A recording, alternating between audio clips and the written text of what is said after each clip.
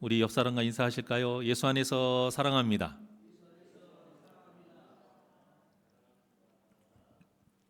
정말 춥죠.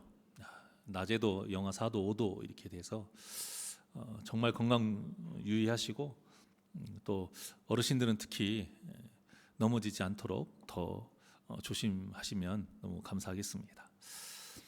저번 주 이어서 아합이 이길 수 없는 아람과의 전쟁에서 승리했어요. 왜 승리했을까? 전력이 좋아서? 통치력이 있어서? 군대가 많아서? 아닙니다. 하나님이 도우셨기 때문에. 사실 아합이 전쟁에 승리할 만한 자격은 안 돼요. 그 자격이라는 게 무엇이죠? 세상적인 자격이 아니라 하나님 기준에서 봤을 때에 하나님의 마음을 기쁘시게 하는 삶을 살지 않았기 때문에 오히려 채찍질을 맞아야 되고 책망을 맞아야 돼요. 그런데도 하나님께서 이스라엘을 승리케 하신 것은 아합 때문이 아니라 그 이스라엘을 구원의 역사 가운데 사용하시려고 선택하셨고 약속하셨기 때문이라는 거예요. 그런데 아합은 그것을 깨닫지를 못해요. 이 아합의 모습이 다른 사람의 모습이 아닙니다.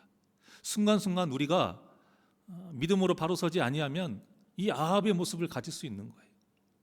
우리가 잘해서도 아니요, 우리의 믿음이 결코 좋아서도 아닙니다. 다 하나님께서 우리를 택하셨기 때문에, 사랑하셨기 때문에 단지 그 이유인 것이지, 우리가 뭔가를 잘해서 지금 우리의 어떤 가정이 평안하고 어떤 물질적으로 풍요롭고 어떤 내가 계획한 일들이 잘 되는 것이 아니라는 것이에요. 우리가 자칫 그거에 넘어가게 되면 우리도 모르는 사이에 이 아합과 같이 눈이 멀고 귀가 닫아질 수 있다는 것입니다. 아합이 정신을 못 차려요. 눈이 멀었으니까요. 귀를 닫았으니까요. 그래서 하나님이 다시 한번 기회를 주십니다. 그리고 그에게 선한 선택을 하기 위해 기회를 주신 것인데 아합이 그 선택을 제대로 하지 못하죠. 그래서 오늘 본문의 제목을 위기의 선택이라고 지어봤습니다. 어떤 것이 위기입니까? 우리가 죄를 짓고 깨닫지 못할 때의 위기예요. 죄를 지어서 구원받지 못하는 것이 아니라 회개하지 못해서 구원받지 못한다라고 항상 전했습니다. 성경에서도 항상 말하고 있어요. 죄를 안 짓는 것이 최고지만 그보다 더 중요한 것은 우리가 죄를 지었을 때에 회개하지 않는 것. 이것이 우리 성도에게 가장 큰 위기예요. 그런데 하나님께서는 회개하지 않을 때에도 기회를 주신다 이거예요. 그 위기 가운데 하나님이 주신 기회를 붙잡느냐 붙잡지 못하느냐, 우리가 그 기회를 붙잡기 위해서 말씀을 먹는 거예요. 우리가 그 기회 속에서 선한 선택을 하기 위해서 말씀으로 우리를 무장하고 항상 기도하는 거예요. 오늘 본문을 잠깐 살펴보면 아합이 아람과의 전쟁에서 승리하고 아람 왕 베나닷을 놓아줍니다. 분명히 다 멸하라고 하셨는데 놓아줘요. 그때 선지자 중 한 선지자가 등장하죠. 하나님이 보낸 사람이에요. 아합에게 말씀을 전하게 하시려고 그 사람을 택한 거예요. 그런데 이 선지자가 하는 행동이 의외예요. 갑자기 친구에게 갑니다. 그러면서 뭐라고 하냐면, 친구야, 나를 쳐라, 이렇게 말을 해요. 그런데 친구가 치기를 싫어해요. 누군가가 저한테 그렇게 제 친구가 이야기하면 한두 대는 칠 수 있을 것 같아요. 자, 그런데 이 본문에서 치라는 말은 어떤 뜻이냐면 히브리어로 죽을 만큼 때리라는 얘기예요. 죽을 만큼 때리라. 여러분 같으면 할 수 있으시겠어요? 쉽지 않은 일이에요. 친구이기 때문에 나는 너를 죽을 만큼 때릴 수 없다, 거부한 거예요. 자, 그런데 이 친구가 어떻게 돼요? 사자에게 죽임을 당합니다. 또 그 선지자도 하는 말이, 너 왜 여호와의 말씀을 듣지 아니하느냐. 그러니까 이 말씀은 뭐예요? 이미 그 전에 그냥 나를 쳐, 이것이 아니라 분명히 선제되어 있다라는 거예요. 하나님이 뜻하신 바가 있으니까 쳐라. 그런데 치지 않은 거예요. 그래서 그 선지자가 말한 거예요. 여호와의 말씀을 네가 듣지 않았어. 그래서 너는 떠나갈 때에 사자가 너를 죽일 거야. 그리고 그 말씀대로 죽어요. 여기까지만 놓고 봤을 때요, 세상 사람들은 뭐 두말할 필요도 없고요, 우리 믿는 자들 중에서도 이해를 하기가 좀 쉽지 않을 수도 있습니다. 어떻게 하나님께서 이런 명령을 내리실 수 있는가 이해하기 어렵고, 또 안 때렸다고 사자에게 죽임을 당한 친구, 이것도 이런 상황도 참 이해가 하기 쉽지 않아요. 이처럼 하나님의 말씀은 절대 세상의 어떤 상식이나 이런 도덕적인 관점에서 보면 이런 문제가 반드시 생기게 되어 있습니다. 이런 문제를 해결하려고 생긴 신학이 자유주의 신학이에요. 그러니까 자유주의 신학이라는 건 뭐냐면 결국 말로는 하나님의 관점인 것 같지만 결과적으로는 사람이 이해할 수 있도록 해석한 것이 자유주의 신학이에요. 철저하게 사람의 관점, 이해의 관점. 그러니까 믿음도 이해해야 믿는 거예요. 하나님의 말씀이기 때문에 믿는 게 아니고 그들은 믿을만 하니까 믿게끔 그렇게 말씀을 풀다 보니 말도 안 되게 해석을 하는 거예요. 그리고 이해하지, 인정하지 못하는 일들이 또 많아지는 거예요. 성경은 있는 그대로를 우리가 믿어야 되는데 우리도 마찬가지입니다. 우리가 자유주의 신학은 아니에요. 그 잘못된 신학이지만 우리가 정통 개혁주의 신학 근거에서 장로교가 이렇게 세워져 있지만 아무리 그렇다 할지라도 우리가 하나님의 말씀을 이해하고 내 기준에서 허용하는 범위에서만 받아들이려고 하게 되면 똑같다라는 것입니다. 철저하게 하나님의 관점에서 바라봐야 됩니다. 그래서 순종은요, 이해해서 하는 것이 아니에요. 어떤 지식이나 어떤 양심으로 하는 것이 아니에요. 내가 납득이 되기 때문에 하는 것이 아니라는 것입니다. 하라 하니까 하는 거예요. 하지 말라 하니까 하지 마는 거예요. 물론 모세처럼 하나님께서 이제 가라, 결국 그 말씀 한마디였거든요, 호렙산에서. 그런데 모세가 미기적거리니까 나름 설득을 시키는 과정이 있긴 했습니다만 그것은 하나님의 어떤 뜻하신 계획 안에 있었던 특별한 경우이고, 우리 믿는 자들에게는요 그냥 하나님의 말씀 있는 그대로 하랄 때 해야 되고 하지 말라는 건 안 해야 돼요. 그래서 우리가 이런 순종을 하기 위해서는 우리 마음속에 어떤 믿음이 있어야 되느냐? 하나님은 선하시다. 우리 한번 따라해 볼까요? 하나님은 선하십니다. 몇 프로요? 네, 100%요. 하나님은 100% 선, 99.9999도 아니고 100% 선하시다는 이 확신이 있어야 우리가 순종할 수 있는 거예요. 그러니까 이해해서 하는 것이 아니라 믿음으로 하는 거예요. 어떤 믿음? 하나님의 선하심을 믿는 믿음으로. 결국 사자에게 물려 죽은 친구는 이유는 간단해요. 무엇이 없었기 때문에? 믿음이 없었기 때문에. 믿음이 없었기 때문에 심판을 받은 거예요. 마찬가지로 우리 신앙생활도 하나님께 책망받지 않으려면 어떤 세상의 상식으로 하면 안 되고요, 도덕적인 어떤 그런 이유로 하는 게 아니에요. 그냥 말씀 그대로를 믿고 순종해야 돼요. 이것이 바른 신앙입니다. 그러니 이해한 후에 순종하려고 하지 마시고 오직 믿음으로 순종하는 우리 복된 새날교회 성도님들 되시기를 주님의 이름으로 축원합니다. 자, 이 선지자가 또 다른 사람을 만나요. 똑같이 자기를 치라고 말합니다. 그런데 이번에는 이 사람이 쳐요. 아까 히브리어 뜻으로 뭐라고 했어요? 죽을 만큼 때려. 그렇게 맞으면, 특히 얼굴 같은 경우는 맞으면 바로 표가 나잖아요. 어때요? 맞은 곳이 찢기고 멍들고 부어요. 띵띵 부어요. 권투나 그런 격투기 하는 사람들 경기 한번 뛰고 나면 이기든 지든 다 얼굴이 망신창이가 돼요. 그런 상태에서 이제 자신의 눈을 이제 수건으로 가리고 변장을 해서 길가에서 아합을 기다립니다. 자, 이렇게까지 변장한 이유는 41절을 보게 되면은 아합이 그 선지자의 그 제대로 된 얼굴을 볼 때에 바로 알아봐요. 그래서 가린 거예요. 그때 아람을 이긴 아합이요, 승전보를 울리면서 자랑스럽게 옵니다. 온 세상 떠나가도록 자기가 이긴 양 그렇게 당당하게 와요. 그때 이 선지자가 왕 앞에 이제 하소연을 하면서 자기 이야기인 것처럼 이제 꾸며서 말을 해요. 어떻게 합니까? 자신이 전쟁에 나갔다가 어떤 사람이 자신에게 포로 한 명을 데리고 와서 잘 지키라고 했다라는 거예요. 그러니까 포로를 지키기만 하면 돼요. 그런데 그 사람이 맡기면서 뭐라고 했냐면, 잃어버리면 네 생명으로 대신하든지 아니면 은 1달란트를 네가 내어야 된다, 이렇게 말을 하고 맡긴 거예요. 그러면 자기 생명이 달린 일이니까 아무리 급한 일이 있고 아무리 어떤 일이 있어도 어떻게 해야 됩니까? 그 종 옆에, 그 포로 옆에 있어야 되잖아요. 그런데 이 사람이 볼 일이 있었다라는 거예요. 잠깐 볼 일을 보고 돌아왔더니 그 포로가 없어졌다라는 겁니다. 그러니 이제 자신은 어떻게 하면 좋겠냐고 왕 앞에 하소연을 해요.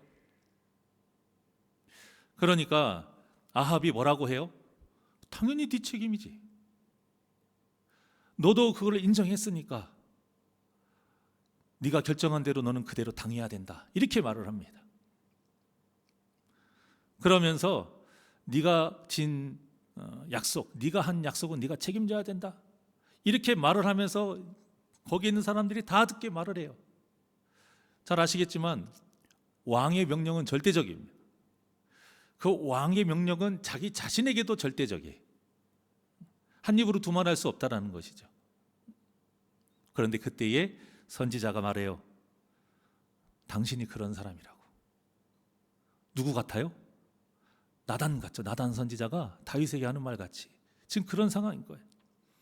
자기의 눈을 가린 수건을 딱 벗습니다. 그랬더니 41절에 보니까 아합이 얼굴이 아무리 퉁퉁 부었어도 수건을 벗자마자 그 선지자 중에 한 사람인 줄을 딱 알아봐요. 그때 선지자가 하나님의 말씀을 전합니다. 42절부터 말을 하죠. 아람과의 전쟁에서 베나닷 분명히 죽이라고 아합에게 맡겨주셨는데, 그리고 하나님이 다 책임지셔서 전쟁을 이기게 하셨는데 왜 너는 그걸 무시했느냐, 그거예요. 하나님께 올라갈 영광을 네가 가리고 도둑질했느냐, 그거예요. 왜 네가 그 모든 것을 다 가져가서 이익을 취하고 네가 한 것인 양 그렇게 자랑하고 있느냐, 그거예요. 분명히 멸하라고 했어요. 이게 진멸이에요, 진멸. 가나안 정복 전쟁에 그 중앙권에 있는 그 도시, 또 주변 부분에 있는 도시는 화친의 손을 내밀었을 때 잡으면 조약을 맺고 그 손을 잡지 않으면 똑같이 진멸하라고 했던 그 진멸이에요. 싸그리 없애는 거예요. 그런데 그렇게 하지 않은 것이죠. 아합이 하나님의 말씀을 제대로 어긴 거예요. 아주 큰 불순종을 한 거예요. 그래서 베나단의 목숨을 아합의 목숨으로 대신한다. 아람의 백성은 이스라엘의 백성의 목숨으로 대신 받겠다, 이렇게 말씀을 전합니다. 아합이 할 말이 있습니까? 할 말이 없는 거예요. 이미 그 전에 자기 입으로 그 일에 대해서 판결을 내렸기 때문에 자기가 할 말이 없는 거예요. 결국 아합은 이 하나님의 심판의 말씀에 어떻게 하고 갔다고 나와 있어요. 43절에 보면 승리의 기쁨 대신에 근심하고 답답한 마음으로 왕궁이 있는 사마리아로 향합니다. 여러분, 아무리 우리가 하나님을 속이고 머리 쓰고 머리를 굴리고 다 그런 이등을 취했을 때에 그 취할 수 있다니까요. 권세도 얻을 수 있고 부도 얻을 수 있어요. 하지만 결국에는 하나님의 말씀을 어길 때에 그 결과는 무엇이냐? 근심하고 답답하여 돌아가는 거예요. 성경에 이런 일들이 굉장히 많아요. 예수님을 찾아왔던 부자 청년도 마찬가지.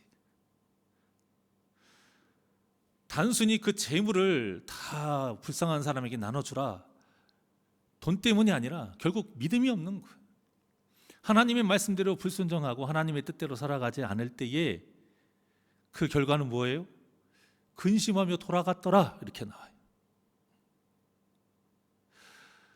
우리가 봤을 때 이렇게 생각할 수 있어요. 그러면 땡전 한 푼 없이 어떻게 예수님과 살아가느냐?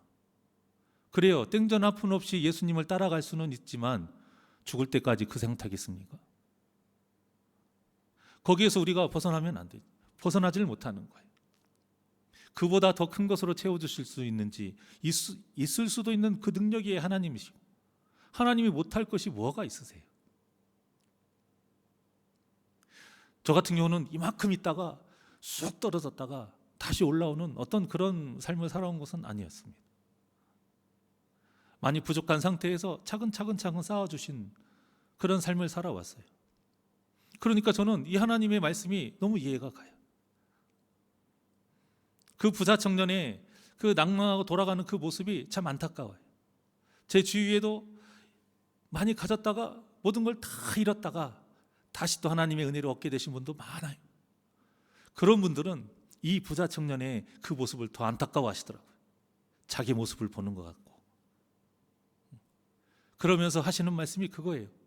저 걸음만 넘었으면 좋았을 텐데, 저때 순종했으면 좋았을 텐데, 그 다 잃는 것 그거 하나를 참지 못해가지고 결국에는 평생도록 근심하며 그 근심 속에 쌓이는, 물론 그 사람에 대한 끝은 나와 있지는 않지만 어쨌든 예수님을 만나지 못했으니까 그 인생 그대로 가면 구원받지 못하는 인생이잖아요.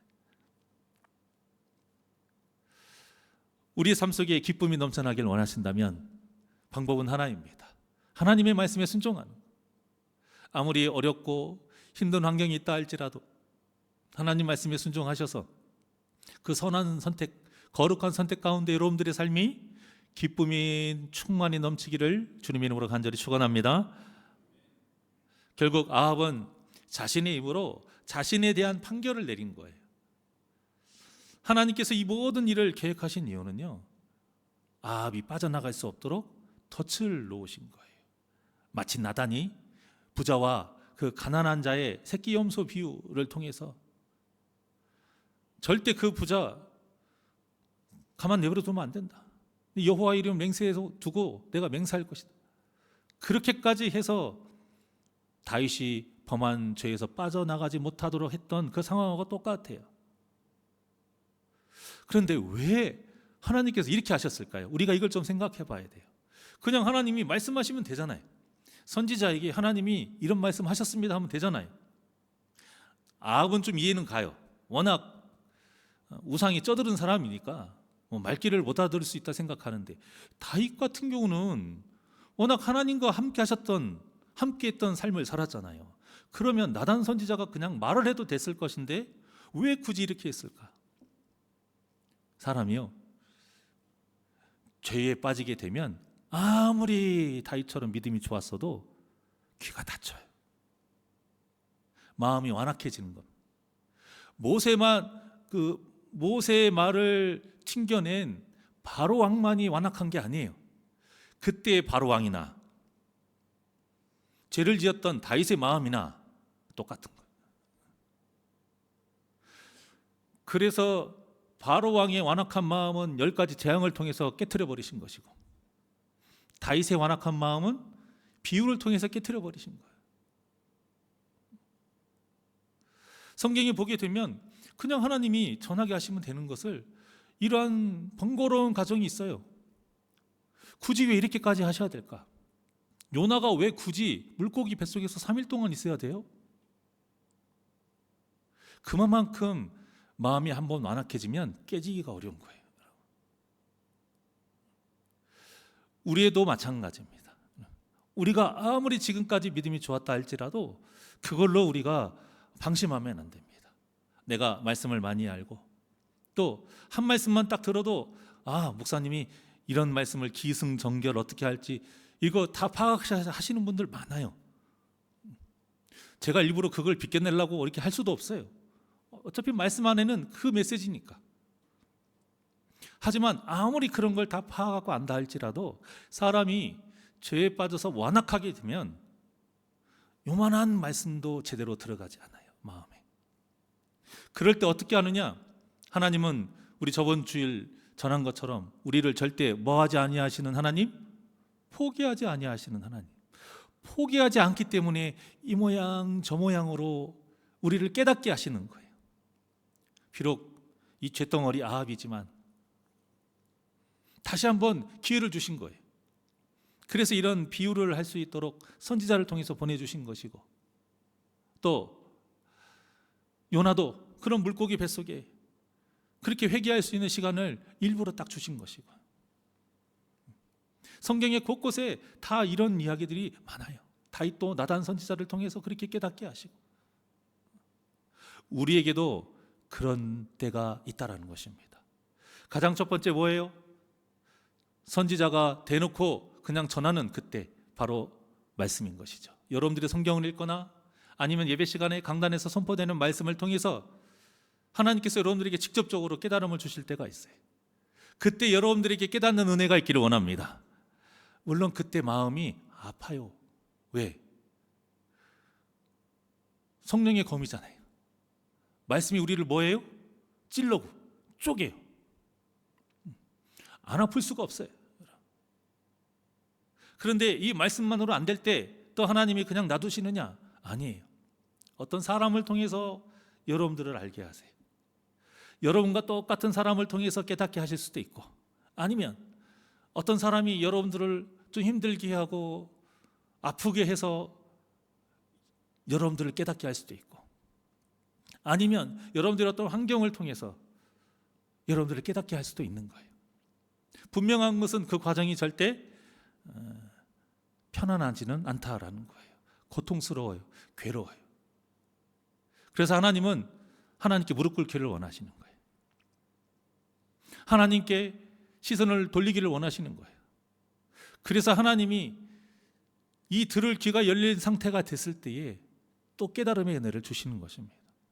사랑하는 여러분, 여러분 주위에 혹시 어려움이나 어떠한 문제들 이런 것이 있다라면 그저 그것을 가지고 원망하고 한숨만 쉴 것이 아니라 여러분들의 자신을 한번 되돌아보시면 좋겠습니다. 혹시 내가 어떠한 하나님 앞에 죄를 지은 것이 있는데 그렇게 깨닫지를 못하니까, 이 말씀만으로는 내가 깨달아지지를 못하니까 하나님께서 나에게 이런 기회를 주시는 것은 아닐까? 기회를 주시는 거예요. 그 기회 속에서 다시 한번 우리에게 선한 선택을 하게끔 기회를 주시는 거예요. 그러니까 지금 우리가 위기의 상태인 것이죠. 죄를 지었는데 깨닫지 못한 것이 성도에게 가장 큰 위기예요. 그 위기 때 우리에게 선택할 수 있는 기회를 사람을 통해서 주실 수도 있고 환경을 통해서 주실 수도 있어요. 하지만 그보다 먼저 가장 첫 번째는 말씀을 통해서 주세요. 그래서 여러분, 우리 성도님들이 모든 예배 때마다 한마디의 말씀이라도 좋아요. 그 한마디의 말씀이 여러분들의 마음을 후벼파고 찌르고 여러분들을 깨닫게 하는 은혜 가운데에 더욱더 하나님이 여러분을 만져주심을 깨닫기를 주님의 이름으로 축원합니다. 그거면 저는 너무 만족해요. 너무 감사해요. 앞에 선 입장에서 하나님께 기도하고 바라는 간구는 그거 하나예요. 부족한 제가 뭐 얼마나 잘났겠습니까?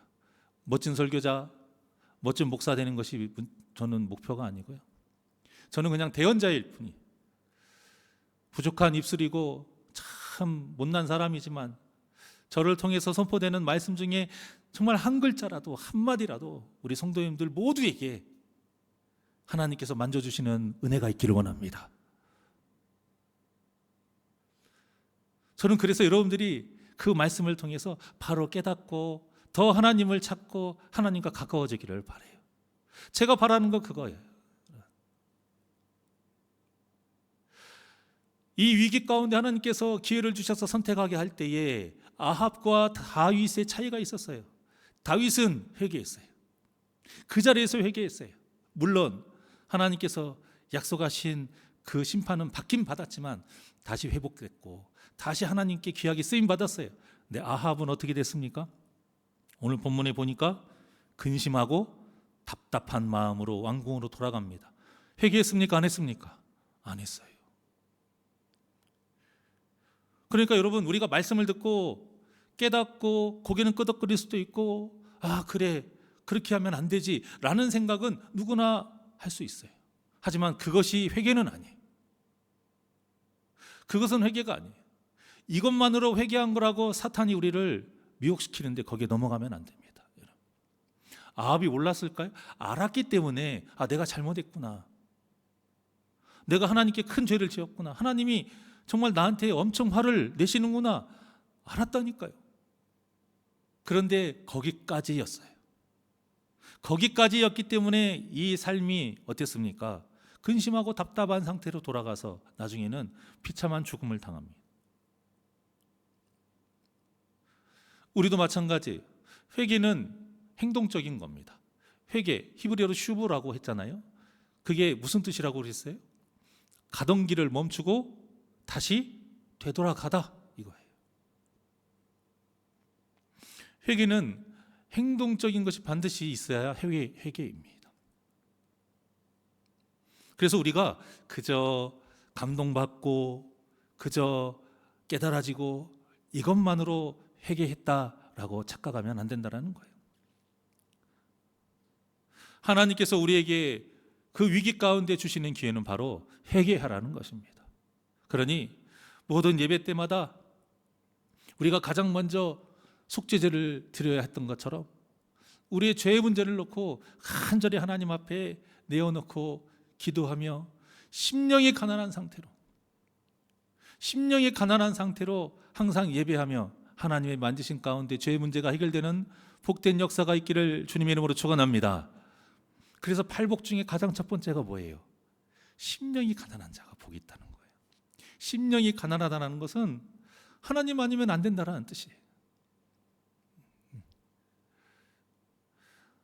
사랑하는 여러분, 우리 신앙생활에 어떤 문제와 어려움 속 너무 답답한 이러한 환경이 있을 때에, 또 어떤 주변의 사람들로 인해 여러분들이 힘들 때에, 또 가장 무엇보다 도저히 말씀이 들리지 않고 말씀이 튕겨져 나갈 때에 이것이 성도에게 가장 큰 위기인 것을 아시고, 이런 이때에도 하나님께서 우리를 도우신다는 걸 꼭 기억하시고, 왜 이런 일이 일어났을까? 바로 우리의 죄의 문제 때문에. 이 모든 것이 나를 힘들게 하는 그 사람이 문제가 아니고,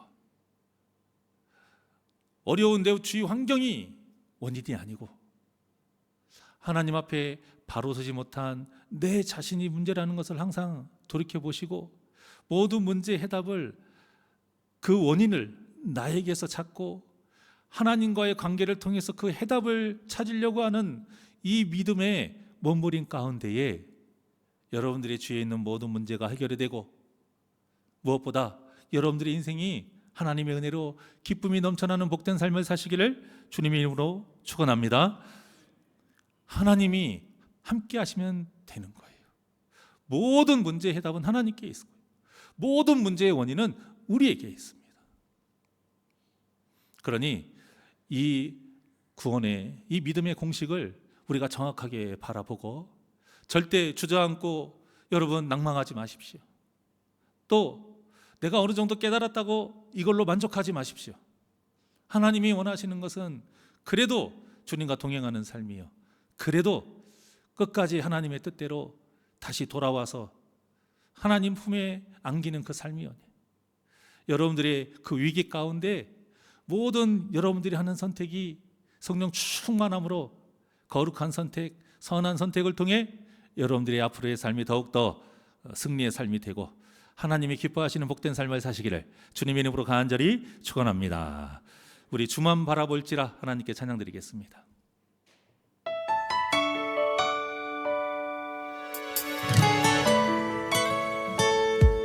주님만 바라보면 해결할 수 있습니다. 하나님의 사랑을 사모하는 자, 하나님의 평안을 바라보는 자, 너의 모든 것 창조하신 우리 주님이 너를 얼마나 사랑하시는지 하나님께 찬양과 경배하는 자, 선하심을 닮아가는 자, 너의 모든 것 창조하신 우리 주님이 너를 자녀 삼으셨네. 하나님 사랑의 눈으로, 하나님 사랑의 눈으로 너를 어느 때나 바라보시고, 하나님 인자귀로서 언제나 너에게 기울이시리. 어둠에 밝은 빛을 비춰주시고 너의 작은 신임에도 응답하시리. 너는 어느 곳에 있든지 주를 향하고 주만 바라볼지라. 우리 두 손을 가슴에 얹고 하나님께 찬양과 경배하는 자, 하나님의 선하심을 닮아가는 자, 너의 모든 것 창조하신 우리 주님이 너를 자녀 삼으. 감사합니다 주님. 하나님 사랑해, 하나님 사랑의 눈으로 너를 어느 때나 바라보시고, 하나님 인자귀로서 언제나 너에게 기울이시리. 어둠에 밝은 빛을 비춰주시고 너의 작은 신임에도 응답하시니. 너는 어느 곳에 있든지 주를 향하고 주만 봐. 우리 두 손 높이 들고 고백합니다. 하나님 사랑의 눈으로, 하나님 사랑의 눈으로 너를 어느 때나 바라보시고, 하나님 인자귀로서 언제나 너에게 기울이시리. 어둠에 밝은 빛을 비춰주시고 너의 작은 신임에도 응답하시니. 너는 어느 곳에 있든지 주를 향하고 주만 바라볼지라.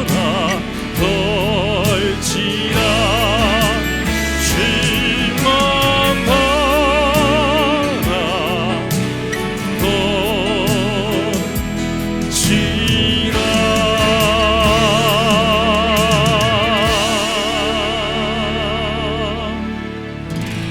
기도하시겠습니다.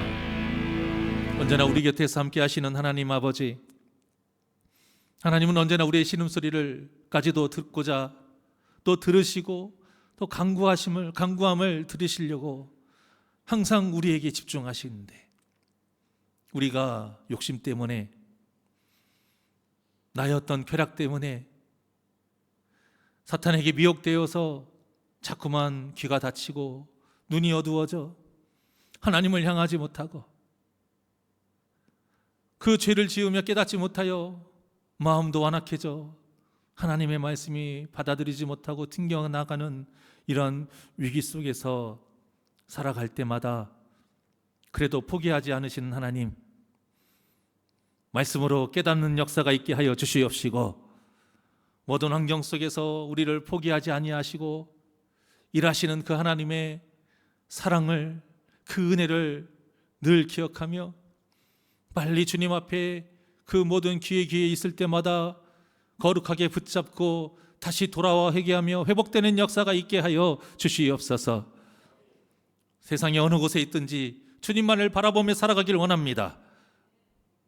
눈을 열어주시고 귀를 열어주시어 말씀이 우리 안에서 역사하게 하여 주시옵시고, 내 주위에 펼쳐지는 모든 환경과 사랑과의 모든 관계 속에서 하나님의 뜻을 바라볼 수 있는 영의 눈이 떠지게 하여 주시어서 오직 주님의 뜻 따라 주님과 동행하며 살아가는 거룩하고 복된 삶을 살아갈 수 있도록 주님 인도하여 주시옵소서.